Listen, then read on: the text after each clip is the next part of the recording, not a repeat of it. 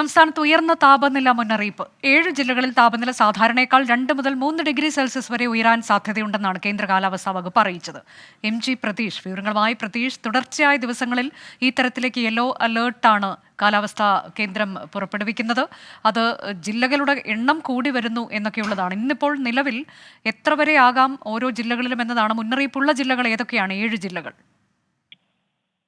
അനുജ, കഴിഞ്ഞ ദിവസങ്ങളിലേതിന് സമാനമായി തന്നെ സംസ്ഥാനത്ത് വീണ്ടും താപനില വർദ്ധിക്കുകയാണ്. കൂടുതൽ ജില്ലകൾക്ക് മുന്നറിയിപ്പ് കൂടി നിലവിൽ കാലാവസ്ഥാ വകുപ്പ് നൽകുകയാണ്. ഏറ്റവും പുതിയ മുന്നറിയിപ്പ് പ്രകാരം ഇന്നും നാളെയും കൊല്ലം, കോട്ടയം, പാലക്കാട് ജില്ലകളിലും ഒപ്പം ആലപ്പുഴ, എറണാകുളം, തൃശൂർ, കോഴിക്കോട്, കണ്ണൂർ ജില്ലകളിലും ഉയർന്ന താപനില ഉണ്ടായിരിക്കുമെന്നതാണ് ഏറ്റവും പ്രധാനപ്പെട്ട കാര്യം. കൊല്ലം, കോട്ടയം, പാലക്കാട് 3 ജില്ലകളിൽ ഉയർന്ന താപനില 37 ഡിഗ്രി സെൽഷ്യസ് വരെയും ഒപ്പം ആലപ്പുഴ, എറണാകുളം, തൃശൂർ, കോഴിക്കോട്, കണ്ണൂർ ജില്ലകളിൽ ഉയർന്ന താപനില 36 ഡിഗ്രി സെൽഷ്യസ് വരെയും ഉയരുമെന്നതാണ് കാലാവസ്ഥാ വകുപ്പ് അറിയിച്ചിരിക്കുന്നത്. അതായത് സാധാരണ താപനിലയേക്കാൾ 3 മുതൽ 4 ഡിഗ്രി സെൽഷ്യസ് വരെ വർധനവാണ് നിലവിൽ രേഖപ്പെടുത്തുന്നത്. വരും ദിവസങ്ങളിലും ഈ താപനില കൂടാനുള്ള ഒരു സാധ്യത തന്നെയാണ് കാലാവസ്ഥാ വകുപ്പ് പ്രവചിക്കുന്നത്. കാരണം വേനൽക്കാലം ആരംഭിക്കാനിരിക്കുന്നതേ ഉള്ളൂ. അതിനു മുൻപ് തന്നെ ഇത്തരത്തിൽ ഉയർന്ന താപനില സംസ്ഥാനത്ത് രേഖപ്പെടുത്തുന്നു. രാജ്യത്ത് തന്നെ